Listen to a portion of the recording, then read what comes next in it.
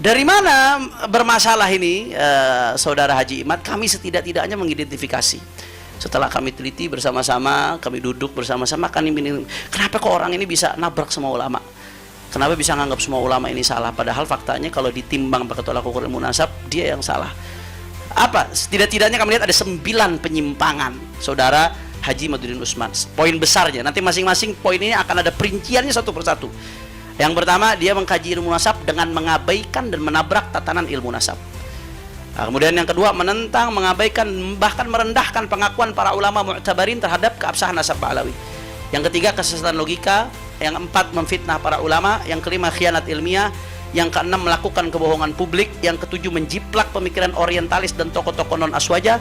Yang kedelapan, tidak mempunyai kompetensi dalam ilmu nasab. Dan yang kesembilan, dengan gampangnya membatalkan nasab menggunakan hasil tes DNA. Ibrahim bin Mansur, yang memang kitabnya banyak dijadikan rujukan oleh Saudara Imad. Kalau kita baca buku-buku Imad, tulisan-tulisannya itu banyak merujuk ke nasab Ibrahim bin Mansur. Apalagi Al-Ifadah, terkait Syura Istifadah itu dia banyak merujuk ke kitab tersebut.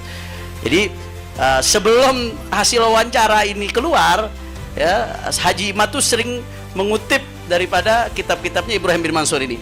Walaupun setelah hasil wawancaranya keluar ternyata ngakuin Ba'alawi, lain lagi itu ceritanya nanti.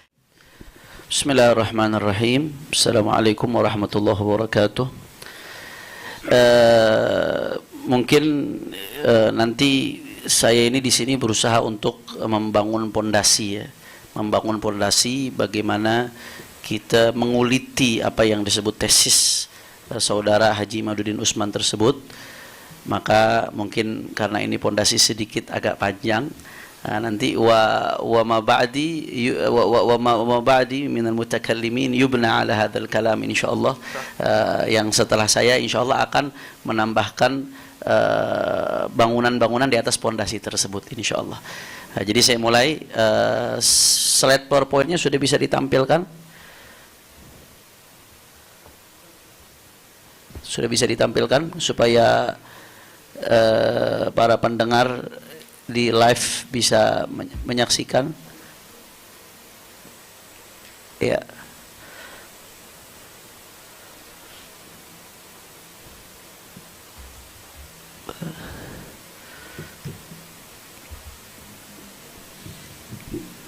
Kalau bisa ditampilkan.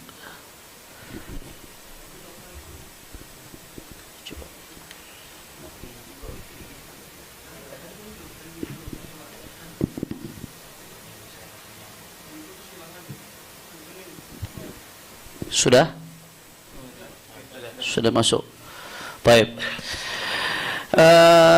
Jadi ini membedah pemikiran Imaduddin dalam pembatalan nasab Ba'alawi. Ya. Saya mulai dari sini. Ada ijma ulama yang disebutkan oleh diantaranya Al-Allamah Amin bin Fadlullah Al-Muhibbi Ad-Dimashqi dalam kitabnya Khulasatul Athar menyebutkan bahwasanya Alawi huwa ibnu Ubaidillah bin Ahmad bin Isa fa innahu jadduhumul akbar al-jami' li nasabihim wa nasabuhum mujmi'un alaihi ahlut tahqiq. Menurut keterangan dari Al-Muhibbi, ini nasabnya Alwi bin Ubaidillah atau yang disebut nanti keturunannya Ba'alawi, nasab mereka itu diijma' keabsahannya oleh ahlut tahqiq, para ulama. Ini keterangan dari Al-Muhibbi, seorang muarrikh. Juga San'ani, pengarang Subulus Salam Syarah Bulughul Maram yang sangat dikenal di dunia pesantren Indonesia, itu mengatakan bahwasanya yang namanya Sa'ada Ba'alawi itu Ahlul Bait bila raibin aqlan wa syar'an wa urfan, atau syar'an wa aqlan wa urfan. Ini dalam kitabnya Al-Masail Al-Mardiyah fi Ittifaq Ahli Sunnah wa Zaidiyah. Kalau nyarinya di Google mungkin nggak ketemu. Tahu ketemu apa nggak, wallahu alam. Karena ini makhtut di Universitas Sana'a. Nah, jadi kata As-San'ani, pengarang Subulus Salam ini, Sa'ada Ba'alawi ini Ahlul Bait tanpa keraguan sedikit pun. Syara'an, baik secara syariat, aglan atau secara logika, urfan atau secara uruf. Tanpa keraguan sedikit pun. Enggak sampai di situ. An-Nabhani.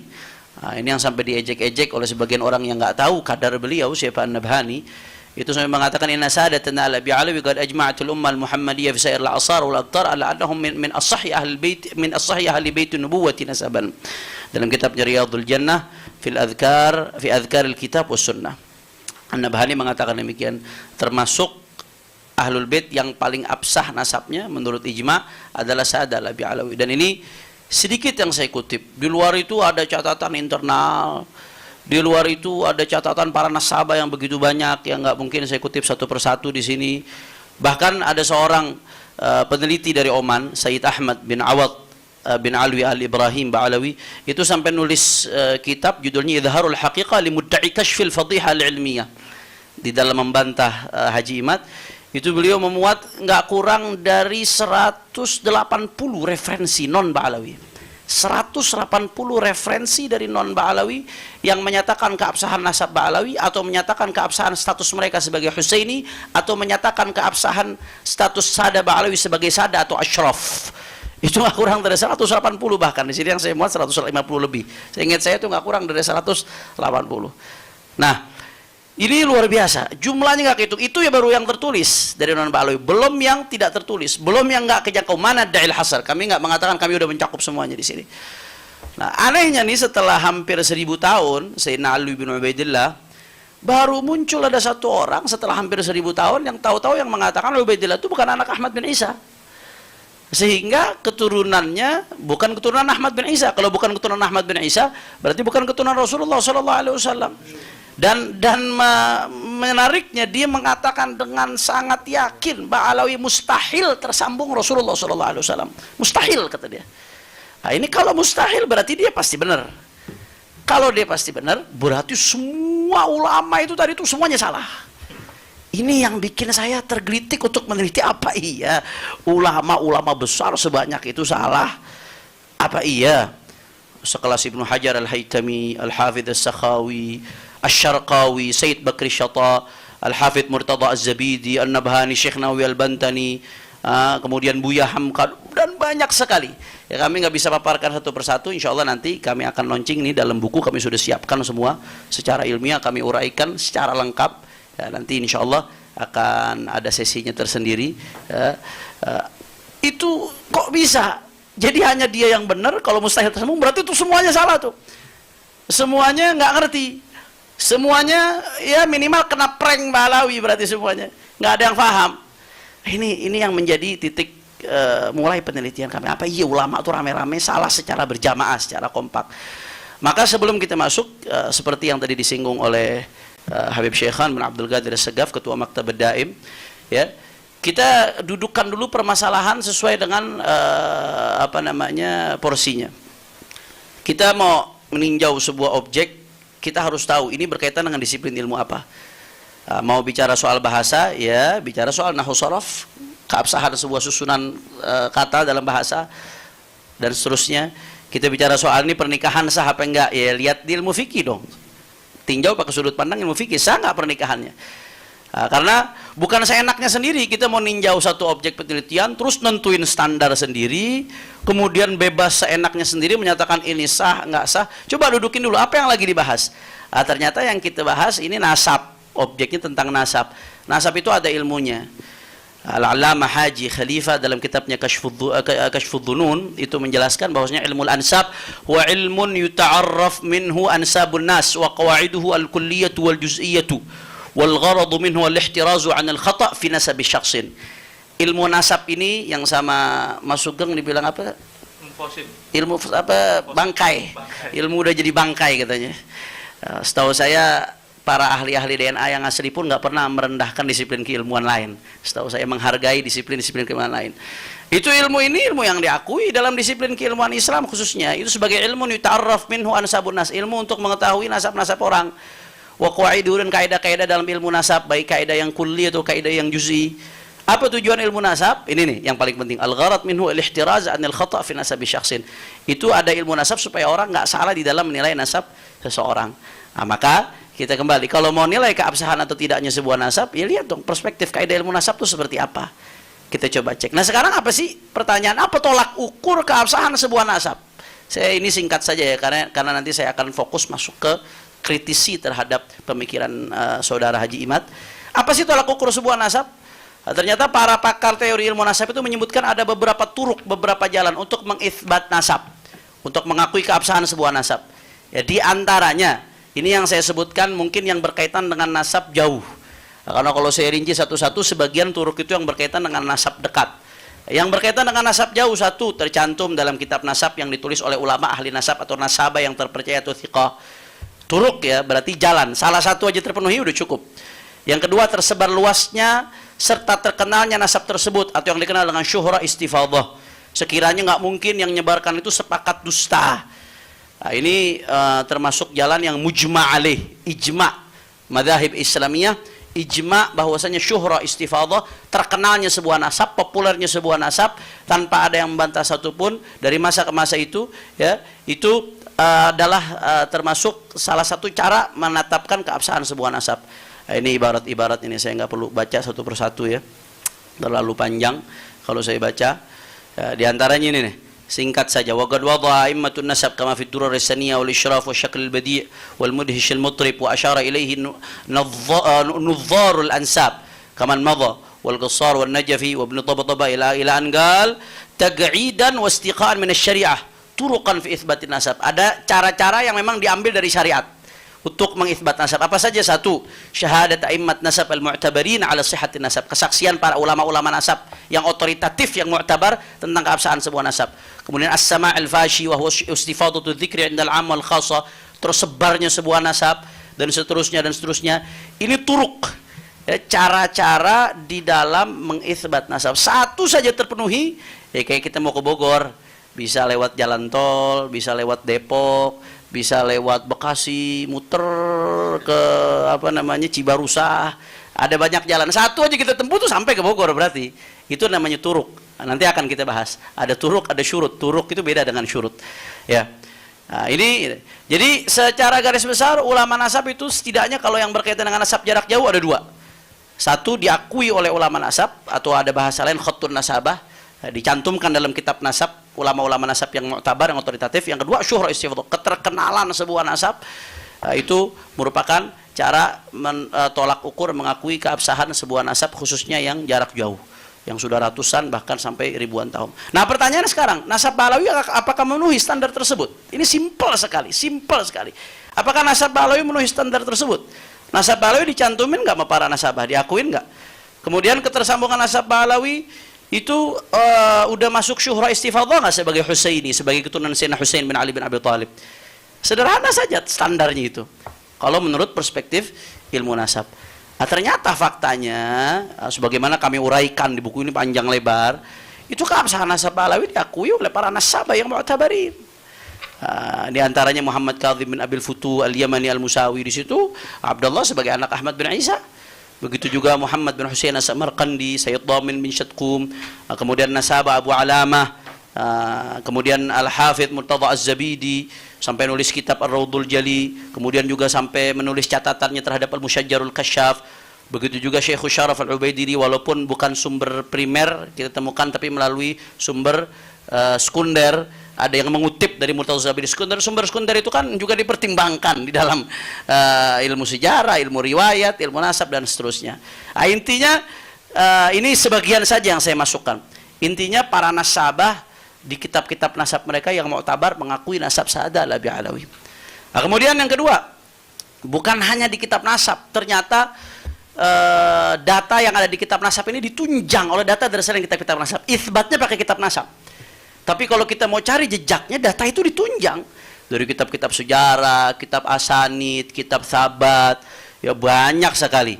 Lagi-lagi nanti silahkan, ini insya Allah akan kami buka kitab ini secara publik, siapapun nanti akan bisa mendownload pada waktunya. Itu akan kami uraikan panjang lebar siapa saja para sejarawan, kemudian para ulama syariah, ulama-ulama besar sekelas Ibnu Hajar Al-Haytami, Al-Janadi, Al-Ahdal, Asy-Syarji Az-Zabidi, kemudian Ibnu Imad Al-Hambali, Al-Khazraji, As-Sakhawi, Bamakhram Al-Hadrami, kemudian juga Al-Khatib Jauharus Syaffaf, dan masih banyak sekali. Ini yang tertulis bagian, belum lagi yang tidak tertulis.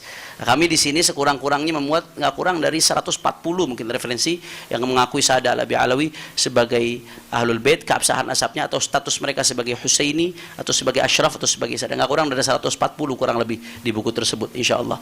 Kemudian juga belum lagi ulama Nusantara, Syekh Nawawi Al-Bantani, Hadratus Syekh Hashim Asy'ari, Syekh Abdul Hamid Qudus, Ki Soleh Darat, Syekh Mahfud Turmusi, Syekh Mukhtar bin Atarid Al-Jawi Al-Bogori, Profesor Dr. Abdul Malik Karim Amrullah Tubuhi Hamka, Al-Allamah Ki Haji Abdullah bin Nuh, begitu juga Musidud Dunia Syekh Yasin Fadil, dan masih banyak lagi baik kitabatan atau nutqan.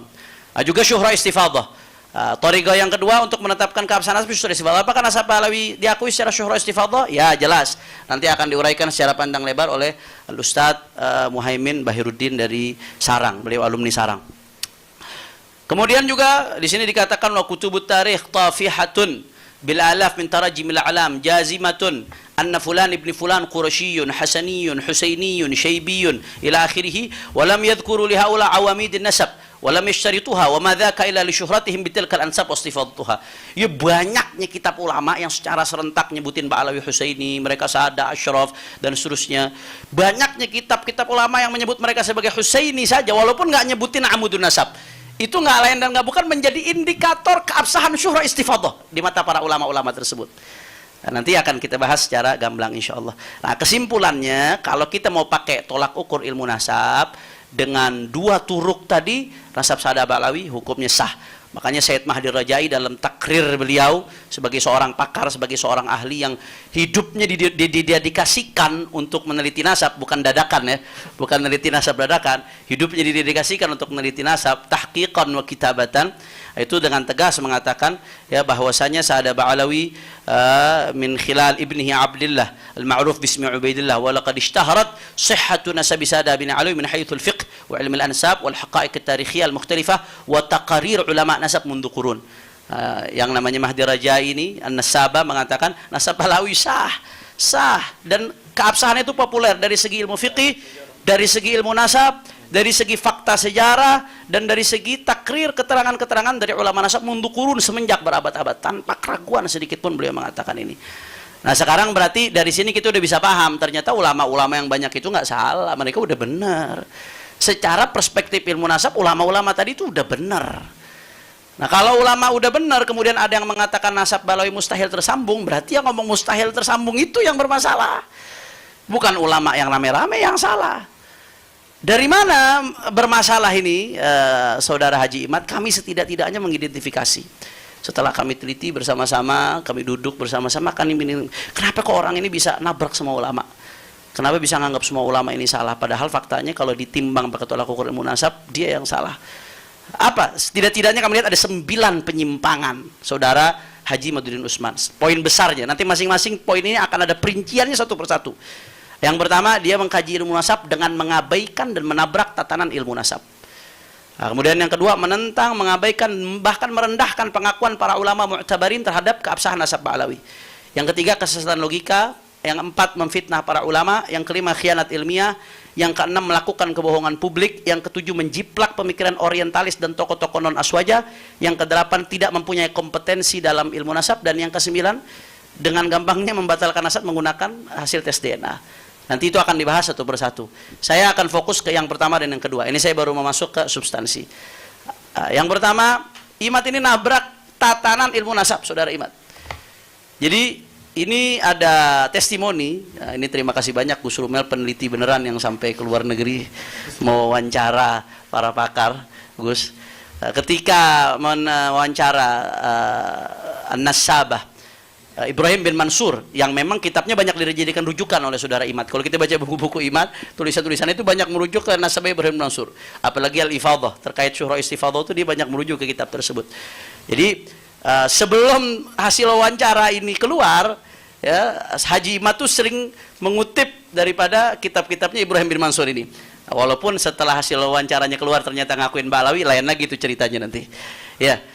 Kata beliau, la yubtilu nasab al-ashraf al-Ba'alawi al-Husainiyin illa rajulun jahilun bi usul wa qawaid ilmu nasab. Enggak membatalkan nasab Ba'alawi kecuali orang yang enggak ngerti usul dan kaidah ilmu nasab. Itu salah satu sebab utamanya. Nah, sekarang saya pengen buktikan benar nggak nih omongan beliau. Coba kita lihat apa aja kaidah ilmu nasab yang ditabrak oleh Haji Maduddin Usman ini. Yang pertama, mewajibkan kitab sezaman. Ini ada artikel, dia menulis kitab sezaman adalah mutlak untuk meneliti kesahihan nasab. Mutlak berarti nggak boleh nggak. Kalau nggak ada kitab sezaman di setiap tabaqatun nasab itu harus ada kitab sezaman, berarti itu kalau mutlak ya. Nah, kalau nggak ada, berarti nanti nggak sah sebuah nasabnya. Kalau bahasa beliau kitab sezaman atau yang mendekati. Nah, sekarang saya pengen urai dulu. Kita lihat mata rantai dari kesimpulan IMAT ini, ada mata rantai yang hilang. Kita perhatikan baik-baik. Pertama, mata rantainya kita urut nih. IMAT mensyaratkan kitab sezaman sebagai syarat mutlak. Yang kedua, para habaib dianggap tidak memberikan syarat yang diminta IMAT. Mata rantai yang ketiga, karena tidak ada kitab sezaman, IMAT haqqul yaqin, pakai qaf. Haqqul yaqin, bahwa nasab Ba'alawi rungkat dan para muhibbin IMAT bersorak riang gembira. Ini dari satu ke dua ini ada mata rantai yang harusnya dilompati. Apa yang dilompati? Seharusnya tuh kita sebelum beralih ke yang kedua, tanya dulu dalam ilmu nasab, apakah kitab sezaman merupakan syarat mutlak dan satu-satunya syarat untuk mengkonfirmasi sebuah nasab? Ini dilompati. Jadi langsung, ahlan wa sahlan, nggak ada kitab sezaman, berarti rungkat, berarti batal. Ajib. Pertanyaan yang belum dijawab, kitab sezaman itu syarat atau bukan dalam ilmu nasab? Nah, setelah kami teliti dalam buku-buku kitab-kitab teori ilmu nasab, ya, ternyata nggak ada satupun ulama yang menjadikan adanya kitab sezaman itu sebagai syarat mutlak. Syarat mutlak keabsahan sebuah nasab, nggak ada. Yang ada apa? Tadi khutun nasabah, ada keterangan dari nasabah walaupun nggak sezaman. Kemudian juga syuhra istifadhah. Bahkan di sini Sayyid Walid Al-Uraidi. Walid Al-Uraidi ini cucu daripada Ahmad bin Isa, dari jalur Ali bin Ahmad bin Isa. Dan dia ngakuin Ba'alawi. Padahal kalau Ubaidillah itu fiktif, harusnya yang protes dia, karena kakek saya dicuri ini, dicangkol ini, jadi apa istilahnya, cangkok. Nah, tapi ini cucunya Ali bin Ahmad bin Isa, saudaranya Ubaidillah bin Ahmad bin Isa, tapi nggak ada masalah karena jelas sekali bagi mereka itu. Waktu itu mengatakan ajma'an nasabun fit tahaqquq bi iqrar nasabi ma an yatathabbat min umurin minha. Ya, yang namanya nasab itu akan dianggap tetap kalau ada beberapa hal, di antaranya syuhra istifadhah, di antaranya an yura khattun nasabatin mawthuqin bihi masyhudin binazahatihi, yang tadi udah kita jelaskan. Nggak ada keterangan wajib harus kitab sezaman, kalau nggak ada sezaman nggak sah. Itu yang dilewati. Nah, konsekuensinya gara-gara syarat kitab sezaman ini, apa yang dilakukan ini fatal sekali. Dan ini nanti akan kita jelaskan apa konsekuensi daripada syarat ini. Gara-gara alasan ini, IMAT itu nolak catatan para nasabah yang nggak sezaman. Ditolak mentah-mentah catatan nasabah yang nggak sezaman gara-gara syarat ini nih. Padahal syarat catatan nasabah itu menjadi syarat keabsahan sebuah nasab walaupun nggak sezaman. Kenapa? Kenapa kok diterima catatan para nasabah walaupun nggak sezaman? Karena satu, ilmu nasab ini berdasarkan riwayat. Nggak ada ilmu nasab itu akal-akalan. Nggak ada nama muncul atau ditulis. Maka kalau ada nasabah yang thiqah, dia nggak akan mengitsbat sebuah nasab kecuali setelah proses validasi. Itu prosesnya. Karena ada ancaman dari Rasulullah SAW. Man kadzaba alayya muta'ammidan falyatabawwa maq'adahu minan nar.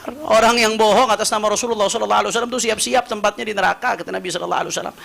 Bahkan secara nasab secara umum sekalipun, laisa min rajulin idda'a li ghairi abi wa huwa ya'lamu illa kafara billah wa man idda'a qauman laisa lahu fihim nasabun falyatabawwa maq'adahu minan nar. Ya, itu orang yang ngaku-ngaku bukan bapaknya itu adalah kufur. Ngaku-ngaku aja kufur, apalagi nyambungin nasab orang. Dan mendapatkan ancaman laknat dalam riwayat-riwayat hadis lain. Maka para nasabah yang thiqah ini nggak sembarangan. Dia kalau sudah nyatet melalui proses validasi, ya betul-betul diperiksa. Ini betul-betul nyambung apa enggak? Dan pasti by data sebelumnya. Walaupun ya tradisi catatan kaki itu sejak kapan sih? Tradisi nyebutin sumber sejak kapan sih? Dan kalau mau dibuka itu kitab-kitab nasab yang dipakai oleh saudara IMAT, Tahdzibul Ansab, kemudian juga Al-Majdi dan lain-lain, itu saya lihat nggak ada yang nyebutin sumber referensi itu di catatannya. Karena memang dia nasab itu mencantumkan setelah dia proses validasi, menurut dia ini udah tepat secara ilmu nasab, secara ilmu syariah itu dicantumkan. Makanya keterangan seorang nasabah yang thiqah, yang mu'tabar, yang diakui kepakarannya dari ilmu nasab itu diterima. Dan Sayyid Hussein bin Haidar al-Hashimi dalam kitabnya Rasail fil Ilm Ansab ini menceritakan bagaimana proses validasi yang dilakukan oleh seorang nasabah sehingga begitu kuat. Nah, itu dia melalui proses tahrirun nasab, bima'na an yabsutan nasab taratan wa yushajjiruhu ukhra, ya ditahrir dulu, ditahqiq itu nasab. Kemudian setelah itu diukur ini masuk akal apa enggak, zamannya, waktunya, wafatnya dan lain sebagainya. Kemudian yang ketiga, kalau memang sah nanti udah benar diperiksa, ini abudun nasabnya udah mustaqim atau belum, perlu ditakwim atau tidak, perlu diluruskan atau tidak, ada yang perlu dikoreksi atau tidak. Itu diperiksa secara detail. Nah, ini sebelum saya lanjut sedikit ini ada yang lucu nih. Ini dikutip oleh saudara Imad di dalam salah satu artikelnya, ibarat ini untuk membenarkan syarat sezaman. Nah, kata-kata ini nih. Nasabah itu kalau sudah memvalidasi nasab, wa yuwathiq hadhihi tabaqat min al-masadir al-mu'tabarah ma amkan ila akhir tabaqatin yumkinu tawthiquha wa takhrijuha min tilkal masadir. Nah, ini oleh Imad dikatakan ini sebagai syarat untuk menilai keabsahan sebuah nasab. Padahal begitu saya buka ke kitab aslinya, itu Sayyid Husain bin Haidar al-Hashimi lagi cerita, ini loh proses nasabah kalau lagi memvalidasi sebuah nasab. Artinya kalau udah ada nasab, dicantumkan oleh nasabah, itu udah melalui proses ini, itu yang pertama tuh. Jadi ini bukan syurut itsbatu nasab, bukan. Sayyid Husain bin Haidar al-Hashimi lagi cerita, ini loh proses validasi nasab yang dilakukan oleh para nasabah al-habar yang sekarang kitab-kitabnya itu kita nikmati. Jadi justru ini menguatkan bahwasanya keterangan seorang nasabah itu luar biasa validasinya. Nah, kemudian yang kedua ada yang menarik. Imad ini menerjemahkan wa yuwathiq hadhihi tabaqat min al-masadir al-mu'tabarah ma amkan ila akhir tabaqatin yumkinu tawthiquha wa takhrijuha min tilkal masadir.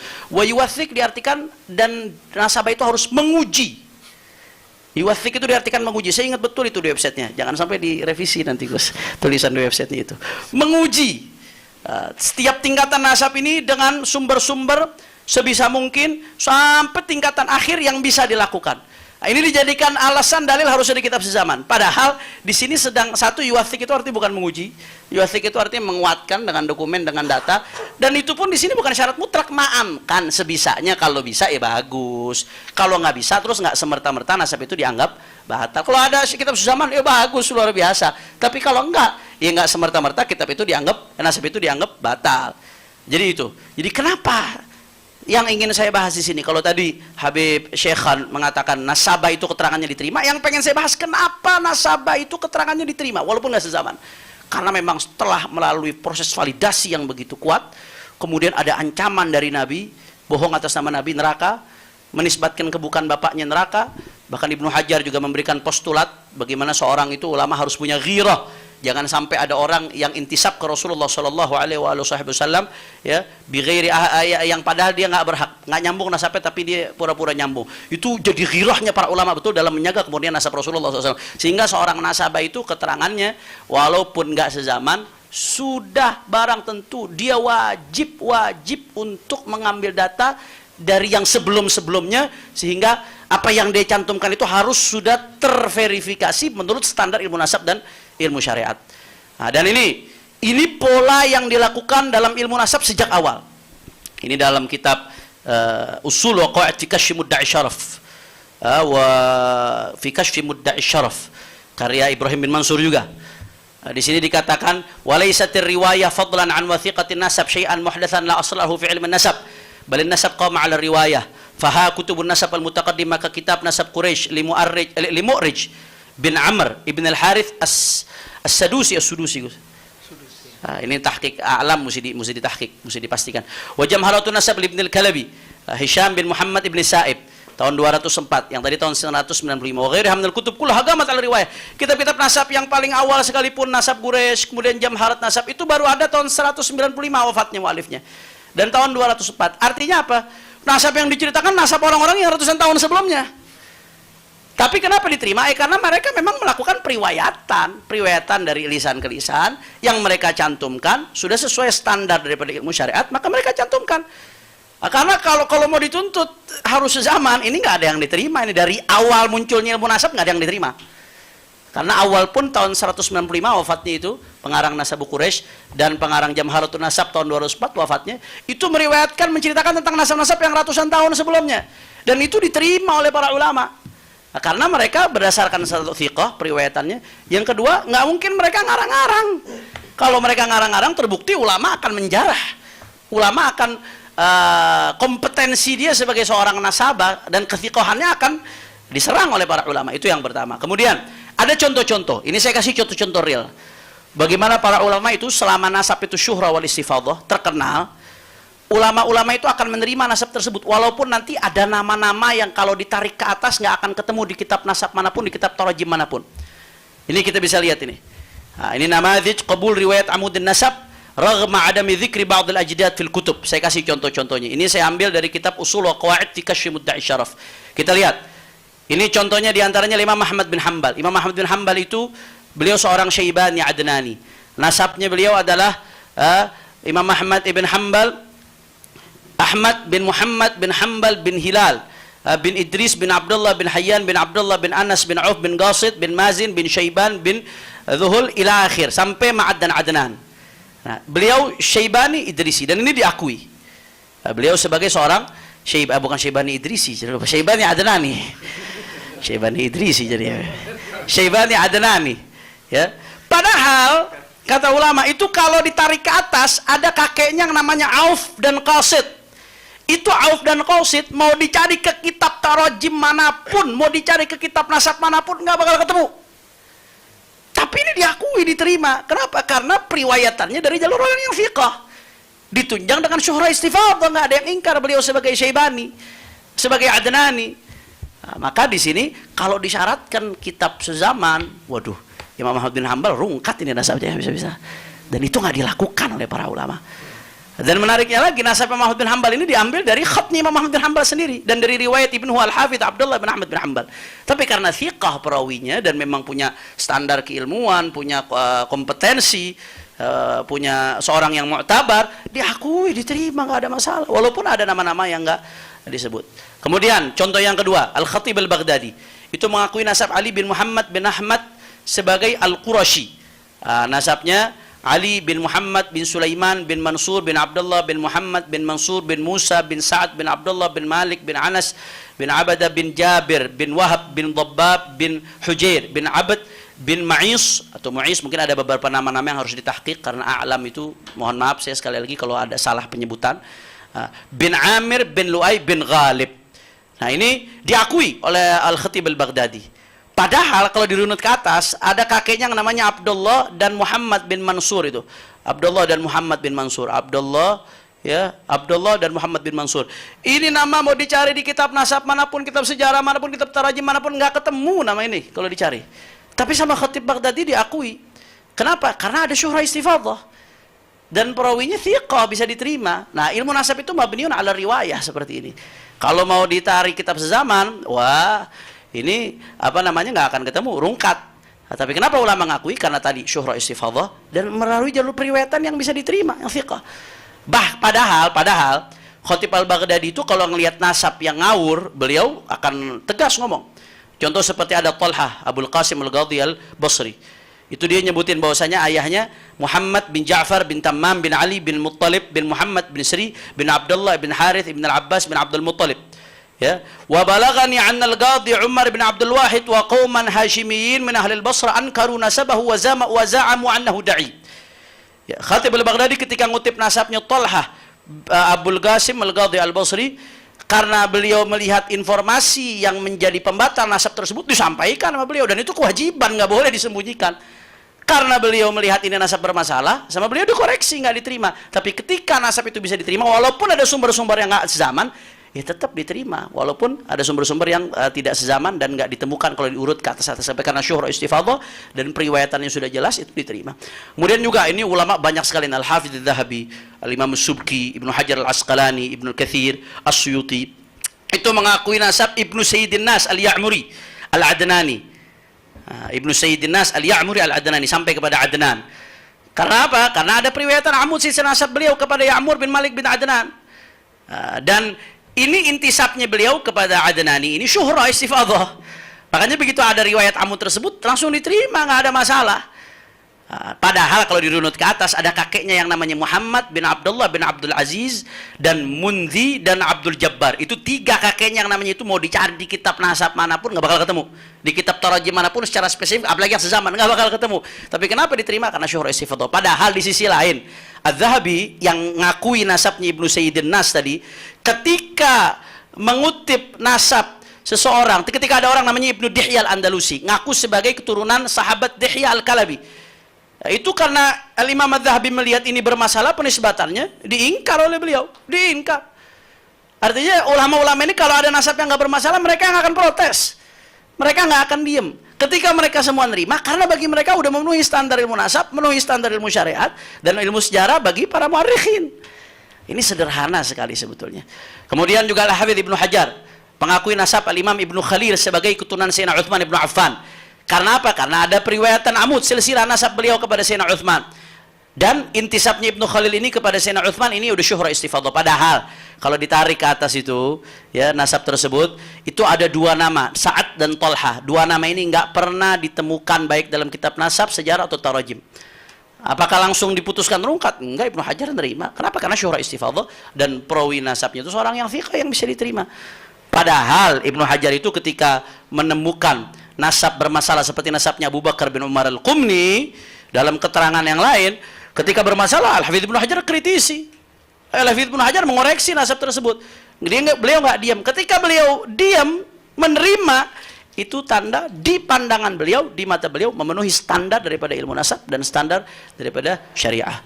Itu yang penting. Makanya dari sini Hadza Ibrahim bin Mansur lagi beliau mengatakan qaidah bab qabul riwayat amudin nasab wa thiqatuhu wa iqraruha muttaridatun inda ulama al-Islam wal amal 'alaiha fi qabul riwayah wal wathiqah min al-mutaqaddimin wal mutaakhirin talama lam yunkir 'alimun min ulama an-nasab ibnan fi amudin nasab bi annahu min walad fulan aw nussa atau nassa ala annahu munqaridun aw minathun aw ibaratun tufidu annahu la 'aqiba lahu فتقبل حينئذ رواية عمود النسب أو وثيقته في ظل شهرته الصحيحة السليمة من الجرح القادح المفسر تأسيا بهدي المتقدمين من حفاظ الإسلام البارعين في أحوال الرجال وعلم النسب كما تقدم شرحه والتدليل عليه. Ya, ini kaidah seperti ini sudah menjadi kaidah yang muttarid di kalangan ulama nasab. Selama syuhra istifadhah ada periwayatan yang bisa diterima walaupun nggak sezaman. Selama nggak ada ulama nasab yang ingkar. Salah satu anaknya nggak ada yang ingkar, ya, bahwasanya fulan anak fulan. Kalau diingkari itu nanti yang akan jadi catatan untuk ditinjau. Atau ada nas munqarid, atau ada nas minath, ini keturunannya perempuan, atau ada ibarat-ibarat yang menunjukkan ini nggak punya anak nih. Nah, kalau ada keterangan seperti itu nanti akan jadi bahan peninjauan. Tapi selama nggak ada keterangan seperti itu adalah kaidah muttaridah yang diamalkan oleh para ulama dari dulu. Periwayatan nasab itu diterima walaupun nggak sezaman selama ada syuhra dan istifadhah.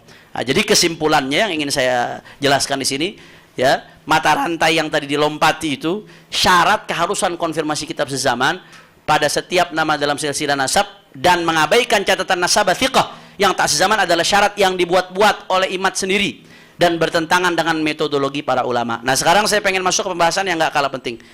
Apa sih dampak fatalnya pemaksaan syarat konfirmasi zaman itu? Apa dampak fatalnya? Ini konsekuensinya nggak main-main ini.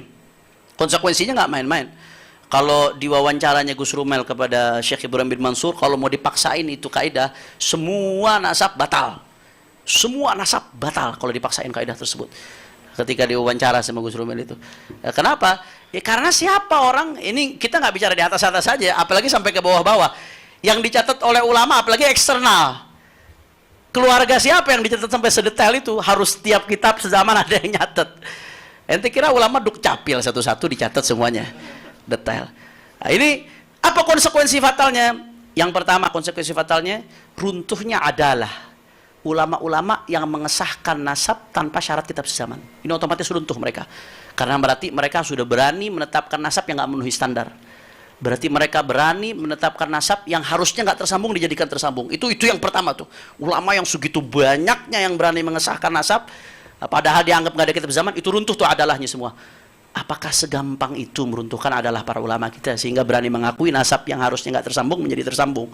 Itu yang pertama. Yang kedua, ini kalau kita mau bahas panjang sekali ini. Yang kedua, akan ada banyak sekali nasab-nasab yang rungkat. Nasab yang rungkat, saya kasih contoh. Yang pertama, ini yang sering dibawain Gus Wafi dalam ceramah-ceramahnya. Aba'u khairul khalqi hifdhuhum yajib abuhu Abdullahi Abdul Muttalib fahashimun abdu manafin wa qusay kilabun murratun faqa'bun falu'ay faghalibun fihrun famalikun yali nadrun kinanatun huzaimatul waji mudrikatun ilyas mudarnidaru ma'adu adnanuhumul akhyaru. Nasab Nabi sampai Adnan. Nasab Nabi sampai Adnan yang menurut sebagian ulama itu wajib dihafalkan. Nah, itu itu kalau mau dicari kitab sezaman itu bahwasanya Ma'at anak Adnan, Nizar anak Ma'at, Mudhar anak Nizar, Ilyas anak Mudhar, Mudrika anak Ilyas, Huzaimah anak Mudrika, Kinana anak Huzaimah. Waduh, rungkat semua itu kalau mau cari kitab sezaman. Kita kalau mau konsisten ya. Bicara soal kitab sezaman kan katanya kaidahnya ilmiah. Ya udah betul-betul lintas keilmuan. Kalau mau konsisten ya rungkat semua ini, karena itu baru ada di kitab-kitab sejarah dan kitab-kitab hadis yang kebanyakan dikodifikasi pada abad ketiga Hijriah. Nah, itu yang pertama, contoh sederhana. Nah, silahkan coba, ada nggak kitab-kitab sezaman yang mengkonfirmasi masing-masing setiap daripada ini? Kalau mau dipaksakan syariat kitab sezaman, rungkat. Nas'alullah al-afiyah, na'udzubillah min dzalik. Dan harus kitab nasab lagi katanya. Sezaman harus kitab nasab lagi.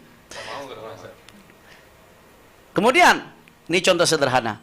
Ada versi leluhur Wali Songo yang diklaim di forum Benda Kerep. Ya, ada salah satu versi, karena ada beberapa banyak versi yang saya dengar, yaitu bernama Jamaluddin Hussein Al-Akbar bin Mahmud Nasiruddin bin Hussein Jalaluddin Makhdum bin Ahmad Kabir bin Hussein Jalaluddin Al-Bukhari bin Ali bin Ja'far bin Muhammad bin Mahmud, ini nih, bin Ahmad yang wafat tahun 388 Hijriah, bin Ahmad bin Abdullah bin Ali bin Ja'far, bin Ahmad bin Abdullah bin Ali bin Ja'far, ibnu Imam Ali Al-Hadi, ibnu Imam Muhammad Al-Jawad, ibnu Imam Ali Ridha, ibnu Imam Musa Al-Kazim. Ahmad bin Abdullah bin Ali bin Ja'far. Ini yang menjadi titik konsentrasi kita perhatikan. Dan dalam kitab Tahdzibul Ansab halaman 149 itu ditulis bahwasanya Muhammad sebagai anak dari Abdullah bin Ali bin Ja'far, nggak disebutkan Ahmad. Begitu juga dalam kitab Al-Majdi halaman 331 itu tertulis hanya nama Muhammad sebagai anak dari Abdullah bin Ali bin Ja'far bin Hadi. Sampai ke Asy-Syajarah Mubarakah yang menjadi senjata andalannya Haji Imaduddin ini, yang nanti akan kita kuliti insyaallah soal Syajarah Mubarakah secara detail. Itu halaman 94 mengatakan bahwa seluruh keturunan Abdullah bin Ali bin Ja'far bin Ali Al-Hadi hanya melalui anaknya yang bernama Muhammad Al-Ashqar. Coba kalau kita lihat di kitab ini, amma Abdullah fauladuhu akabir wa masyhuruna bi Baghdad waladuhu Muhammad Al-Ashqar An-Naqib bi Mashhad Maqabir An-Nuzur atau An-Nazur wa jami' aqibihi minhu. Semua keturunan Abdullah itu dari Muhammad Al-Ashqar. Nah, sedangkan tadi disebutkan dari Ahmad bin Abdullah bin Ali. Ahmad keturunannya katanya.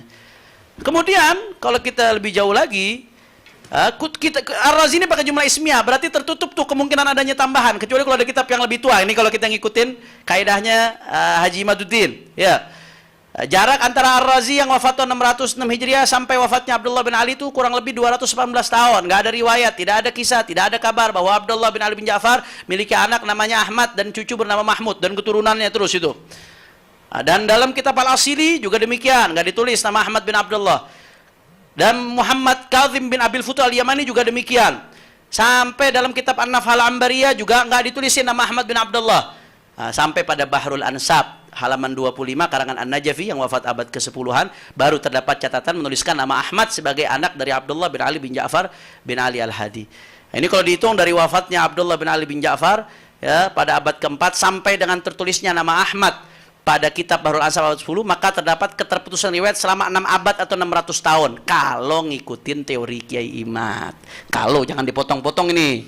Nanti dipotong-potong buat ngadu domba sama keturunan Wali Songo. Nah, ini kacau, namam, motong-motong itu luar biasa. Kalau ngikuti teorinya Kiai Imad. Nah, karena di sini kita lagi gugat teori tersebut justru. Nah, dan ini udah tertutup dengan jumlah ismiyahnya Syajarah Mubarakah. Sehingga keturunan Al-Bukhari Al-Musawi dari jalur Ahmad bin Abdullah bin Ali bin Ja'far kalau ngikutin teori Kiai Imad ya nggak bisa dipakai.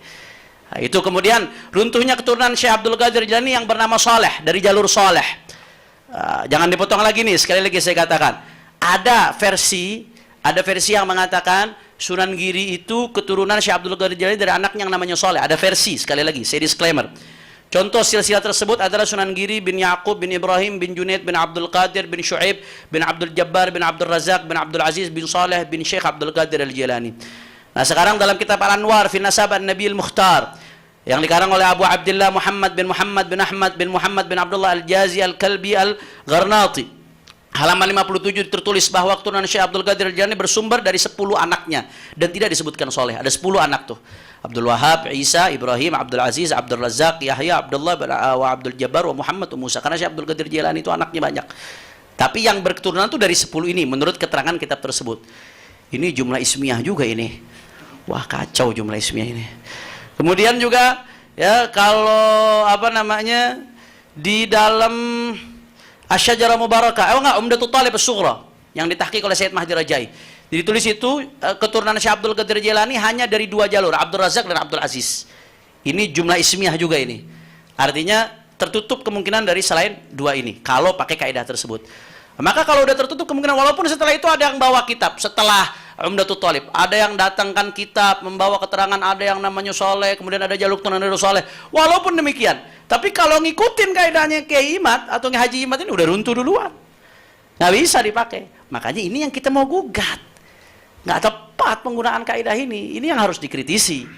Nah, itu sebagai contoh sampel.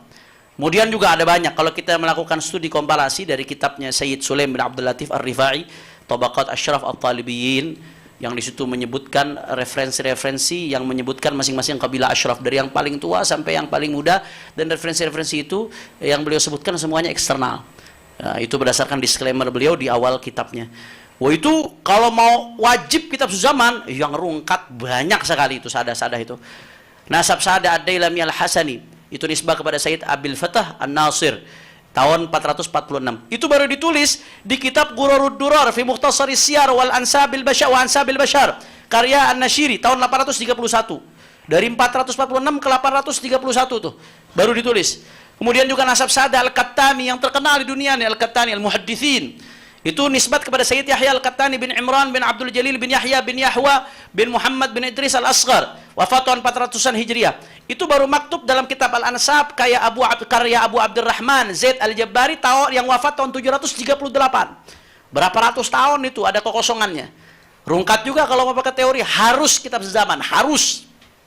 Nasab Sada Al-Qudaimi Al-Musawi, nisbah kepada Sayyid Al-Hasan bin Yusuf Al-Qudaimi, wafat tahun 400-an Hijriah. Nasab ini baru termaktub dalam kitab Tabaqat Al-Khawas karya Syarji Az-Zabidi, wafat tahun 893 Hijriah, dari 400 ke 893. Udah gitu kitab sejarah lagi, bukan kitab nasab ini, Tabaqatul Khawas. Kemudian Nasab Sada At-Turki Al-Idrisi, At-Turki Al-Idrisi, bukan Asy-Syaibani, At-Turki Al-Idrisi. Ini nisbat kepada Turki bin Kurshalah bin Ahmad Al-Idrisi Al-Hasani yang wafat tahun 500-an Hijriah. Itu baru ditulis di kitabnya Risalah Hafril Murabbi'at atau Murabba'at karya Ibnu Qutlubugha Al-Hanafi yang wafat tahun 879 Hijriah. Nah, ini kalau wajib kitab sezaman, rungkat. Juga Sada Al-Hamzawi yang wafat tahun 500-an, nisbat kepada Hamzah bin Muhammad bin Nasir Al-Husaini, wafat tahun 500-an. Ini baru termaktub dalam kitab Tarikh Al-Hawadits Zaman karya Ibnul Jazari tahun 738, 200 tahun lebih. Nasab Sada Al-Hawazim, nisbah kepada Hazim bin Hamzah bin Ahmad bin Muhammad Al-Hasani, wafat tahun 500-an Hijriah. Nasab ini baru termaktub dalam Musyajjar As-Sayyid Salah bin Jalal Ar-Rassi. Itu tahun 805 wafatnya. 300 tahun berarti jaraknya. Nasab Sada As-Sabsabi Ar-Rifai Al-Musawi, nisbat kepada Muhammad bin Al-Mahsi bin Sabsabi bin Hasan bin Ali Ar-Rifai Al-Husaini yang wafat di awal tahun 700-an Hijriah. Ini nasab baru maktub di ta'liqat Syekh Muhammad bin Ali bin Hasan Al-Alamuddin Al-Haraki Al-Husaini tahun 950 wafatnya beliau. Ada jarak yang jauh. Begitu juga nasab Al-Abbasi Al-Alawi di Yaman, nisbat kepada Muhammad bin Ubaidillah bin Abdullah bin Ubaidillah ibn Al-Hasan bin Ubaidillah bin Al-Abbas bin Ali bin Abi Talib. Itu wafat tahun 296. Nasabnya baru ditulis di kitab Turfatul Ashab fi Ma'rifatil Ansab karya Al-Malik Al-Ashraf Umar bin Rasul yang wafat tahun 696. Nah, ini kalau dipaksakan kitab zaman, ini baru contoh sebagian. Ini aja tuh udah rungkat. Ini baru yang atas-atasnya, apalagi kalau ke bawah-bawahnya. Ke bawah-bawahnya makin sulit lagi itu nyari kitab zaman-zaman untuk perincian setiap daripada nasab. Maka oleh karena itu ini syarat dibuat-buat. Andai kata Haji Imaduddin gentle, dia mengatakan, iya saya nggak ngikutin kaidah ilmu nasab, itu selesai. Ya memang syaratnya dia sendiri batal menurut dia, bukan menurut ilmu nasab. Nah, sekarang kan orang tua kita Haji Roma Irama selalu mengatakan batal berdasarkan ilmu nasab, berdasarkan penelitiannya Haji Imaduddin. Ya, sekarang ilmu nasab yang mana kaidah yang dia pakai? Itu pertanyaan saya. Kalau dia mengklaim batal menurut saya, ya terserah, siapapun bisa berpendapat kalau menurut saya. Tapi ini sangat menurut ilmu nasab. Menurut kamu apakah kamu ilmu nasab yang harus diikuti? Kan itu. Sayangnya dia nggak gentle. Sayangnya dia nggak gentle. Akhirnya mencari pembenaran dari berbagai kitab teori nasab. Nah, nanti diantaranya nih yang selalu jadi senjata andalan ini dari kitabnya Syekh Khalil Ibrahim. Syurut i'timadir ruk'ah an la takuna mukhalifatan lil usul. Nah, ini dikatakan nggak boleh bertentangan dengan usul kitab-kitab sebelumnya. Nasab Ba'alawi itu bertentangan karena yang isbat Ba'alawi tahun 900 sekian atau tahun 800 sekian bertentangan dengan Syajarul Mubarakah. Syajarul Mubarakah mengatakan nggak ada anak namanya Ubaidillah. Apakah arti bertentangan dengan kitab sebelumnya? Ini salah satu kitab andalannya beliau. Ya, silahkan lihat di sumber websitenya itu Nahdlatul Ulum ketika menanggapi Lora Ismail Khalili. Begitu juga di antara sumber andalannya ini dari kitab Rasail fi Ilmil Ansab. Tariq Tsani Kutubun Nasabin Al-Abdal. Kitabnya para Nasabin Al-Abdal. Yang Abdal itu nanti ditafsirkan di bawahnya diambil dari halaman 193. Jadi ini tentang turuk itsbat nasab halaman 103. Tafsir tentang Al-Abdal diambil dari halaman 193. Maksudnya Abdal itu apa? Ini menurut Haji Imad, ini yang saya kutip tulisan beliau. Al-Abdal adalah mereka yang saling bergenerasi, menggantikan sebagian mereka kepada yang lain.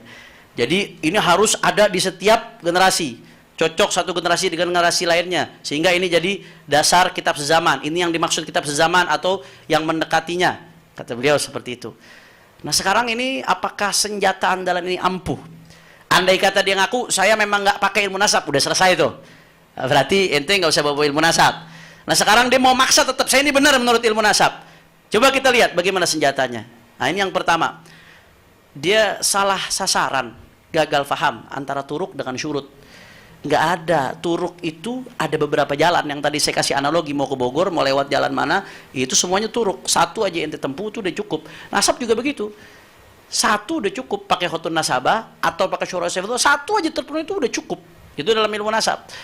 Baik di dalam kitab Durus fi Ilmil Ansab ini disebutin turuk yathbutu bi arba'i turuk. Ini dikutip dari kitab ini, tapi awalnya mungkin nggak diperhatikan sehingga jadi syarat mutlak.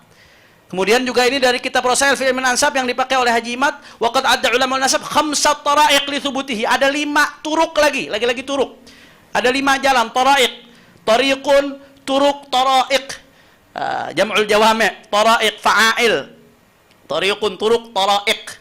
Ya, ada 5 cara, satu aja terpenuhi udah selesai. Kok jadi syarat mutlak? Dia ngutip ibarat itu untuk menguatkan pendapatnya syarat kitab zaman itu syarat mutlak. Ini dari mana ceritanya? Padahal ulamanya sendiri mengatakan satu terpenuhi udah selesai. Nah, jadi repot ini kalau ulama semuanya mau disalahkan, padahal membedakan antara turuk sama syurut aja agak kerepotan. Kalau syurut harus terpenuhi semua, syarat sah sholat ada sekian, misalkan harus terpenuhi semua, satu nggak terpenuhi batal. Kalau turuk nggak seperti itu, satu terpenuhi selesai. Kemudian yang kedua, ya Haji Imad penafsiran tentang Abdal diambil dari halaman yang jauh sekali tadi itu, 190 berapa itu barusan, 193. Padahal turuk itsbatun nasab dibahas di 103. Ya, padahal kalau beliau mau turun 5 baris saja. Turun 5 baris saja tuh. Ini kan dia ngambil yang pertama nih, Kutubun Nasabin Al-Abdal. Cara penetapan nasab harus ada di kitab-kitabnya para ulama nasabin yang abdal dari generasi ke generasi. Yang terus menggantikan dari generasi ke generasi, perhatikan. Sehingga harus ada kitab sezaman. Padahal kalau mau turun 5 langkah aja atau 5 baris. 1, 2, 3, 4, 5. Ketemu. Nggak usah sampai 80 halaman, Kiai, kejauhan. 5 baris aja, Kiai. Wa mata urifa khattun nasabal muhaqqiq thiqah fa innahu yu'mal bihi. Kapan didapatkan khattun nasabah, tulisan nasabah yang muhaqqiq, yang betul-betul ahli tahqiq dalam nasab, thiqah yang betul-betul punya kredibilitas, maka fa innahu yu'mal bihi, dipakai walau satu nasabah mufrad. Nanti nasabah dibilang jamak lagi, Gus.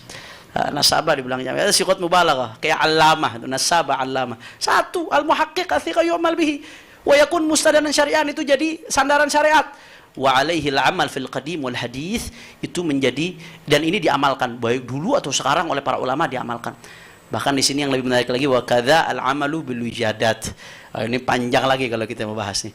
Intinya beliau ngutip secara sepotong, hanya yang sesuai kebutuhan untuk membenarkan pemikiran itu doang yang dikutip. Sisanya Beberapa baris kemudiannya nggak dikutip, malah lompat ke halaman sekian padahal nggak sesuai dengan maksudnya. Kemudian lagi-lagi ngutipnya secara sepotong, entah baca kitabnya nggak hatam, entah ada yang nunjukin di halaman ini kiai, mungkin seperti itu, jadi cuma di halaman itu doang dibacanya. Ini di kitab Durus fi Ilmin Nasab, dia mengatakan syarat kitab zaman itu mutlak, padahal ini Asy-Syaikh Khalil Ad-Dailami ini nulis satu bab, judulnya Qawaid la tasluh fi ilmin nasab, kaidah yang nggak bisa dipakai di ilmu nasab. Wah, ini soreh banget ini.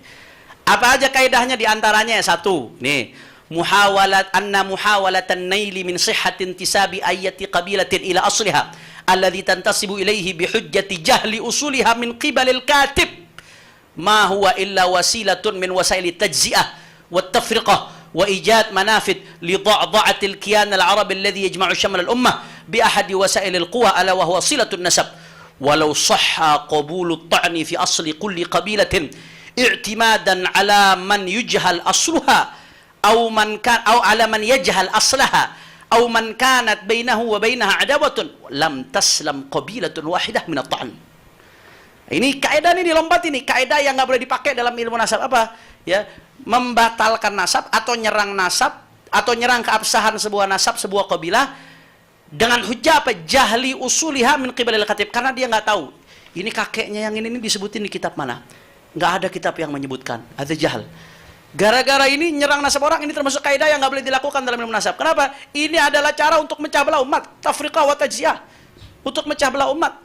Karena kalau cara ini dipakai, law sahha qabulu ta'n fi asli qabilah, kalau bisa diterima itu ta'n, nyerang nasab terhadap asal usul nasabnya, njitnya yang atas diserang langsung karena nggak tahu sumbernya di mana, i'timadan ala man yajhal aslaha, karena nggak tahu, atau man kanat bainahu bainaha adawah, atau karena kita ada musuhan sama orang nggak suka, salah satu njitnya dito'an sehingga nasabnya runtuh semua. Apa kata beliau yang pengalaman neliti di bidang nasab? Lam taslam qabilatun wahidah min at-ta'n. Enggak ada satupun kabilah yang selamat dari ta'an. Tidak ada satupun kabilah yang selamat dari ta'an kalau kaidah ini mau dipakai. Sayangnya di kitab ini beliau berusaha ngambil ibarat untuk menguatkan syarat kitab zaman. Di kitab ini pula ibarat ini beliau lompati. Sayang sekali. Ini nanti pembahasan khianat ilmiah masuk juga ini sebetulnya ini. Nah, peneliti itu ya bisa salah, tapi kalau berkhianat nggak boleh, itu aib buat peneliti. Melompati apa yang harusnya disampaikan itu aib sekali buat peneliti. Yang ke-10, ini kaidah yang ke-10 ini yang lebih spesifik, at-ta'nu fi nasabi ba'dil qabail bihujjah anna jaddahum alladhi yartabituna bihi lam tudhkar lahu kutubul ansab aw lam tadhkur lahu kutubul ansabi. Aqib.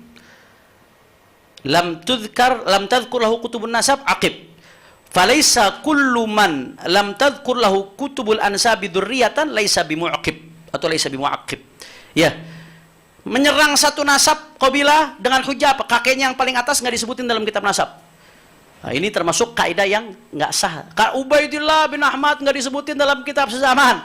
Ini kata beliau termasuk qawaid la tasluh fil ilm ansab yang nggak layak dipakai. Lagi-lagi beliau lompati, padahal ngambil ibarat untuk menjustifikasi syarat zaman dari kitab ini, tapi ininya dilompati. Kemudian nggak sampai di situ, yang lebih menyedihkan lagi, inilah pentingnya penelitian tuh nanya ahli di sini, apalagi nanya muallif kalau masih hidup. Pemahaman beliau itu dibantah sendiri oleh muallifnya. Khalil bin Ibrahim ini, Dailami, ini beliau satu mengakui nasab Ba'alawi, nggak meragukan sama sekali, sebagaimana Lora Khalili Ismail hafizahullah wa nafa'ana bihi fid darain, Allah yutawil umru fi afiyah. Komunikasi langsung tuh. Ternyata muallifnya mengakui nggak ada masalah.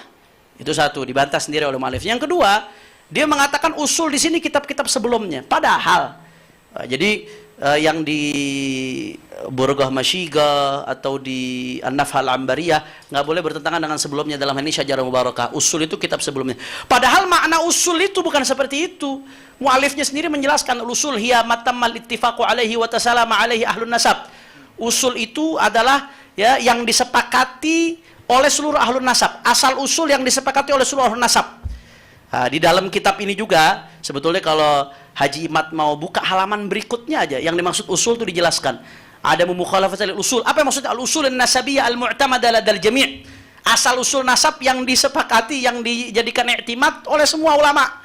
Contoh, di sini dikasih contoh oleh mu'alif nih. Sayyidina Abu Bakar Siddiq itu mansub ke Bani Taim ibn Murrah, akhu Ka'ab ibn Murrah, jaddu Rasulullah sallallahu alaihi wasallam. Nah, ini musallam bi, ini semua ulama nasab sepakat, nggak ada masalah. Kalau tahu-tahu ada kitab menisbatkan Sayyidina Abu Bakar ya ke Bani Tamim, ya ini nggak dipakai. Karena kenapa? Karena bertentangan dengan usul mu'tamadah. Kayak contoh, ini yang sering dipakai juga nih sama Haji Imad. Nanti akan Ustaz Muhaimin Bahiruddin akan menjelaskan. At-Tabariyah itu yang katanya syuhrah hadithah. Itu kenapa salah satu alasannya dianggap syuhrah hadithah? Karena begitu diurut, ada catatan di kemudian hari, beliau anak dari Abdul Wahid ya. Abdul Wahid bin Husain bin Ali bin Abi Thalib. Nah, sedangkan semua ulama minal usulil musallamah yang punya keturunan itu anak Sayyidina Husain bin Ali hanya Ali Zainal Abidin. Itu ijma, itu sepakat. Nggak ada keturunan Sayyidina Husain selain dari Ali Zainal Abidin. Tahu-tahu kok ini ada amudun nasab ngaku keturunan Sayyidina Husain dari anak namanya Abdul Wahid. Ini mukhalif lil usulil mu'tamadah namanya. Nah, ini baru yang mukhalif lil usul mu'tamadah, makanya dibatalin sama ulama. Dianggap syuhrah hadithah. Nah, kalau Bahalawi yang mana? Anda nganggap Syajarah Mubarakah sebagai usul mu'tamadah. Syajarah Mubarakah, apa yang dituliskan itu sebagai usul mu'tamadah, al-muttafaq alaih. Kan nggak nyambung seperti itu, nggak masuk. Walaupun nanti kita akan bahas, apakah ada referensi otoritatif yang menafikan nasab Bahalawi, atau apakah ada yang menafikan Ubaidillah sebagai Ahmad bin Isa? Jawaban kami nggak ada. Sama sekali tidak ada yang bisa menghadirkan ada referensi yang menafikan Ubaidillah sebagai Ahmad, anak Ahmad bin Isa. Nggak ada. Kalau nggak menyebutkan, iya, tapi nanti teorinya akan dijelaskan. Tapi Haji Imad mengatakan, oh ada Syajarah Mubarakah itu hasar, dilalah qat'iyah alal hasar. Itu menunjukkan secara pasti, tidak mungkin tidak. Itu menunjukkan anaknya Ahmad bin Isa, nggak ada yang namanya Ubaidillah atau Abdullah. Yang ada adalah Ali, Husain, sama Muhammad. Itu ibarat Syajarah Mubarakah. Apakah benar demikian? Nanti kita akan preteli satu persatu. Bahasa Betawi lagi keluar nih moderator. Al-afwannya dari kecil sih di Betawi gede. Preteli satu persatu insya Allah. Ya, itu yang pertama. Jadi di sini kami menegaskan syarat harus mutlak ada kitab sezaman. Kalau nggak ada kitab sezaman berarti nasabnya nggak sah. Itu syarat yang mengada-ngada. Nasab Ba'alawi sah karena sudah tertulis oleh nasabah. Bukan hanya nasabah, banyak sekali nasabah, bahkan juga divalidasi oleh para ahli sejarah, divalidasi oleh lain-lainnya. Ini ada beberapa lagi yang sebetulnya sangat signifikan ini. Saya bahas secara singkat saja mungkin ya, supaya bisa pindah karena ini moderator, saya izin moderator. Iya, karena memang ini tadi ada sebenarnya masukan dari beberapa kawan ya, kok lama sekali katanya 20 menit. Saya menginformasikan kepada sahabat-sahabat ini karena kemudian satu arah, maka memang diberikan waktu oleh panitia untuk bisa lebih panjang. 20 Jadi, menit itu kalau diskusi. 20 menit, tapi memang saudara Hanif itu sudah lebih dari 1 jam. Wah, nggak berasa ya. Maka sepertinya kita tunda dulu ya, karena memang mau istirahat sepertinya begitu. Tapi yang bisa saya garis bawahi seperti ini, dan saya coba sedikit saya perdalam begitu ya, saudara Hanif. Apakah kemudian tim peneliti Ba'alawi ini menyatakan bahwa memang tidak ada kitab sezaman yang berbicara soal ini Ubaidillah? Itu nanti akan dibahas. Baik, tapi itu akan membahas ketika bicara klaim bahwasanya terputus 550 tahun. Itu akan dibahas. Tapi yang jelas boleh tidak saya kemudian tanya, ada tidaknya, jadi pengakuan bahwa ada tidak kitab sezaman yang berbicara soal itu? Akan dibahas nanti. Akan dibahas. Akan diuraikan. Ya. Tapi yang jelas yang ingin kami tegaskan, syarat kitab sezaman untuk mutlak keabsahan nasab itu tidak dibenarkan. Ini yang harus dipahami oleh sahabat-sahabat sekalian ya, bahwa memang pertama ada syarat syuhrah wal istifadhah yang ini dikuatkan oleh tadi tim peneliti, dan banyak sekali tadi data-data yang dilakukan oleh disampaikan oleh saudara Hanif. Nanti syuhrah wal istifadhah ini akan terus dikuatkan. Selanjutnya begini, saudara Hanif, saya ingin bertanya dan mungkin menjadi sebuah penguat. Ya. Saudara Imaduddin Hasan mengatakan bahwa ketika ada yang inkar, maka itu tidak syuhrah. Yeah. Nah itu nanti mungkin mudah-mudahan bisa diperkuat. Itu akan dibahas. Baik, baik. Terima kasih. Dan tadi saudara Hanif juga menyatakan bahwa ada perbedaan antara diksi turuk dan diksi syurut. Yeah. Yang ini kemudian disamakan oleh Kiai Imaduddin Hasan. Betul. Baik, terima kasih. Dan sahabat-sahabat sekalian, kita break dulu karena sudah masuk waktu sholat zuhur. Dan nanti kita istirahat, sholat, makan. Kira-kira jam berapa kita akan mulai lagi? Jam 1, berarti 1 jam dari sekarang insya Allah kita akan mulai lagi.